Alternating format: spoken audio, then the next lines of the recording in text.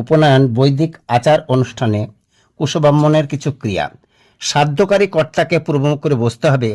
কর্তার ডান দিকে 3 জন পিতৃপুরুষ এবং বাম দিকে 3 জন মাতৃপুরুষ থাকবে। কুশ স্থাপন পদ্ধতি করতে হবে। প্রতিটি ব্রাহ্মণের ডগা পূর্বমুখ করে রাখতে হবে।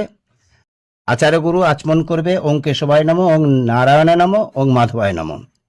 নিজের নামগোত্র তিথি উল্লেখ করে সংকল্প করবেন। প্রতিটি কুশব্রাহ্মণকে সামনে ডেকে আহ্বান করতে হবে। আগাচ্ছন্তু ইহ তিষ্ঠন্তু। পিণ্ডদান পিতৃপক্ষের পিতামহের নাম উল্লেখ করে এবং পিতামহ নাম উল্লেখ করে বলতে হবে পিতৃভ্য ইদং পিনয়ং সদানম, এবং মাতৃপক্ষের নাম উল্লেখ করে এবং মাতৃভ্য ইদং পিনয়ং সদানম। তারপর তর্পণ কুশে জল দিয়ে বলতে হবে ওং পিতৃভ্য তর্পয়ানি। তারপরে বিসর্জন আন্তু পিতর সস্থান।